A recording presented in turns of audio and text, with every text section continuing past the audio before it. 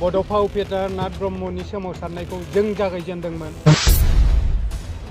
गतिके सन्दियानो होन देबेनानो होन सोरबा जायफोर दल सालायलाबायनाय बेबादि मदनाथ' मालाबानो इलेक्सननि गोजानाव थांदों। लिडारफोरनिख्रुइ रायजो राजाफ्रा BPFनि सापर्टारा दा माने बारा जाबाय। आरो दायो बर' भटआ जाय बर' भटआ UPPLखौ देरहाहोदोंमोन बे बर' भटआ 80%आ BPFजों दा फैनानै थाफैबाय आरोखि। सोरनि खोथा होनदों तामुलपुरनि रायजो राजा बयबो मिथिगौ जायफोर दिनै BPFखौ गारना थांदोंमोन बिथांमोननि फैगौ राजनितिक जिथु इयुन भबिष्यत बियो जोब्बाय आरोखि। दा दुलाराय बर' फरायसा खौसे आफादनि दैदेनगिरिफोरा जाथिनि हारिनि इस्युआव कमप्रमाइज दा खालामथों। रायजो बिनाय दाबिखौ गारनायनि अधिकार एबसुनि दैदेनगिरिफोरा गैया। दिनै ब्लक लेभेलाव BTC समष्टि लेभेलाव BPFनि माने हानजा सुरनाय आरो जिथु माने सुबुंगौमा बाव फ्राय माने 1,300-1,400 मानसि जोंनि मिथिङाव सफैदों। बिथांमोनखौ आङो साबायखर बावहरदों। आरो बिराद होबथा होबथिनि गेजेराव जों खोनादों देफिलियाव अमा सिथारनानै खाना होदों। अबा दारखुसि प्राइमारियाव VCDCनि माबा सौखा राननायनि माबा राननो होननानै मिथिं लिंदों। आरो BPFनि मिथिङाव फैबा IONनि लिस्टनि नामा दानगोन। किस्ति सेकेन्ड किस्तिया हाबनाय नङा बिदि बिराद सिगिसग'नि गेजेरावबो अनेक मानसि माने दोलै नोगोरै सफैदों। रायजो राजाफोरनिसिम साबायखर थाबाय। आरो बियो फोरमान अनेक माने मानसिया फैबावगौमोन आरो अनेक मानसिया खोथा होदों इलेक्सनाव BPFजों माने एकसेथिया गावनानै माने समर्थन होनो थाखाय जगदान होनो खोथा होदों। बेबादि सिगिसग' खालामनानै बिथांमोना बारा गोबाव लाखिनो हानाय नङा आरो लाखिनो हानाय नंला। खद प्रमद बर' BTRनि CMआनो तामुलपुराव जेननाया खाटां जाबाय। गिखांनाया फैखादों माने मिथिं जानायनि सिगाङावनो सानथाम सानब्रैनिफ्राय प्रमदआ फाग्ला गोदै बे समस्थियाव गिदिंदों। अबा माने अलरेडि लामा जाखांनायनि रिपेरिंखौनो फिथा हालाबायदों। जागा जागा गामियाव लामानि फिथा हादों। बिदि माबा खालामलाबायदों। आरो खहायाथ' 100% जाबाय। बर'फोरा रायजो राजाया दिनै बुजि मोनजोब्बाय। बे माने लामानि थाखाय अबा बे अरुनदयनि थाखाय सिलिन्डार आरो गेसनि सौखानि थाखाय बर'नि सेंग्राफोरा थैयाखैमोन। रायजो बिनानैसो बर' रायजो राजाया थैदोंमोन। दिनै बेखौनो थगायबाय जाथिखौनो फानबाय प्रमदआ। दा सौखाजों जाथिनि बे मानसिफोरखौ थगायनो नागिरनायखौ रायजो राजाया बुजिनानै बिराद दुखु मोनदों।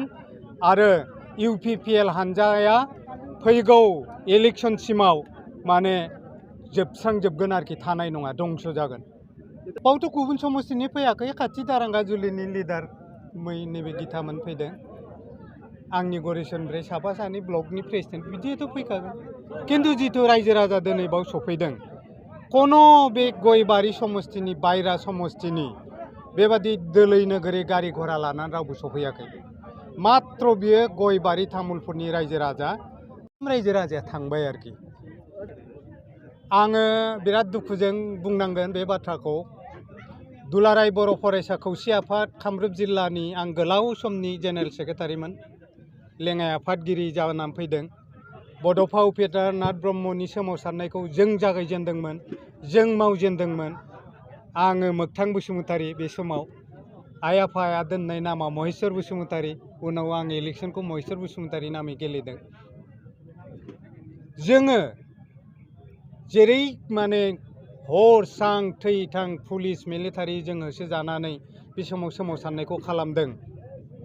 उनाव BSC BTC जाफैदों। दा BTR जाफैदों। दा दुलाराय बर' फरायसा खौसे आफादनि दैदेनगिरिफोरा जाथिनि हारिनि इस्युआव कमप्रमाइज दा खालामथों। रायजो बिनाय दाबिखौ गारनायनि अधिकार एबसुनि दैदेनगिरिफोरा गैया। बेखौ एबसुनि दैदेनगिरिफोरा क्लियार जानांगौ। दिनैबो बर' रायजो राजानि जेराव हाजार हाजार बर' सेंग्रा सिख्ला थैबाय। एबसुनि सोमावसारनायाव 1135 जन शहीद जाखाबायमोन।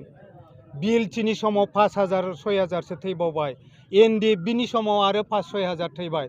हाजार हाजार बर' सेंग्राया बे रायजो बिनानै थैदों। दिनै दानि एबसुनि दैदेनगिरिफोरा बेखौ बुजिनाया उचित।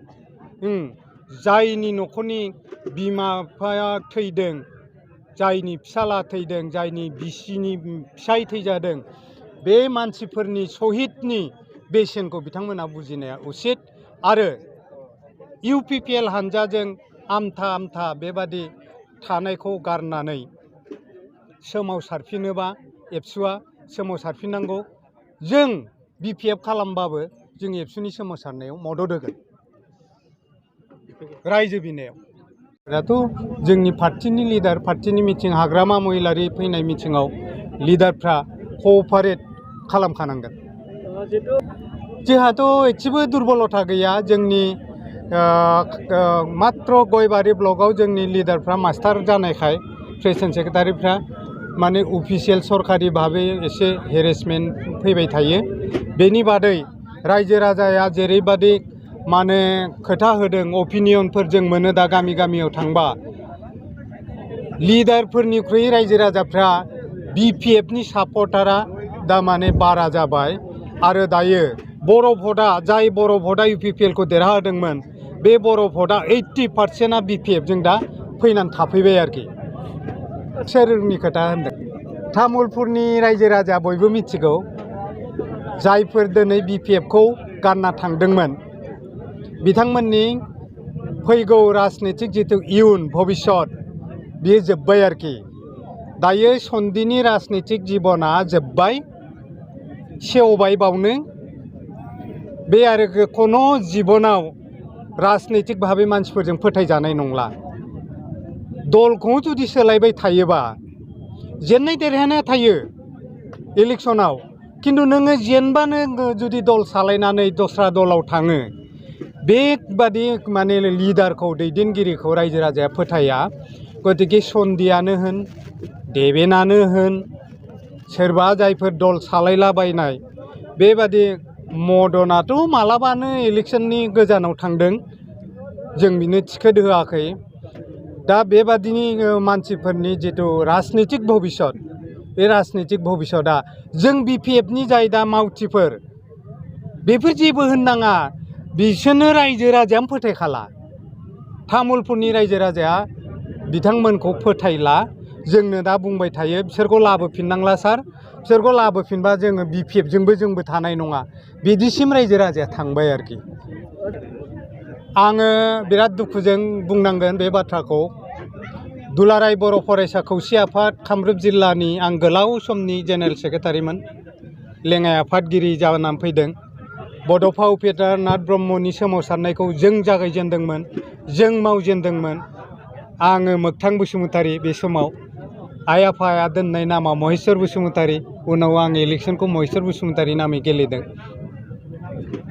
जोङो जेरै माने हर सान थै थां पुलिस मिलिटारि जोङो होसोजानानै बे समाव सोमावसारनायखौ खालामदों। उनाव